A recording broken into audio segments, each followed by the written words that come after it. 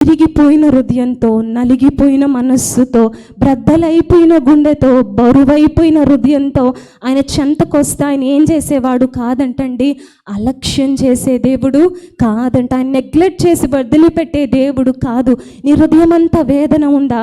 హృదయం అంతా బరువు ఉందా? మోయలేని భారాన్ని నీ హృదయంలో మోస్తూ ఉన్నావా? మోయలేని భారాన్ని నీ హృదయంలో సంవత్సరాల తడబడి ఇయర్స్ టుగెదర్ మోస్తున్నావా? నీ హృదయంలో బరువు, బాధ, వేదన. అయితే దేవుని వాక్యం తెలియజేస్తుంది, విరిగి నలిగిన హృదయమును నువ్వేం చేసే దేవుడు కాదు, అలక్ష్యము చేసే దేవుడు కాదు.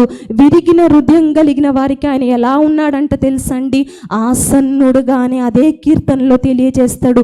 విరిగిపోయిన హృదయంతో ఉన్న వారందరికీ ఆయన ఆసన్నుడుగా అని. హృదయం విరిగిపోయిందా? దేని బట్టైనా. నీ మనస్సు నలిగిపోయిందా? దేన్ని బట్టైనా. నీ హృదయం అంతా బ్రద్దలైపోయిందా? ఏదైనా విషయాన్ని బట్టి. అయితే వాక్యం తెలియజేస్తుంది, విరిగి నలిగిన హృదయంను ఆయన ఏం చేయవాడు కాదు, అలక్ష్యం చేసే దేవుడు కాదంటండి. ఆయన నిర్లక్ష్యంగా తోసివేసే దేవుడు కాదంటండి. ఆయన నెగ్లెక్ట్ చేసి విడుదల వదిలిపెట్టే దేవుడు కాదంటండి. ఆయన ఆసన్నుడుగా ఉన్నాడు. అందుకే ఆ రోజు యోవేలు ప్రవక్త ద్వారా యెహోవా వాక్కు ఇలా తెలియజేస్తుంది, ఏమని తెలుసా?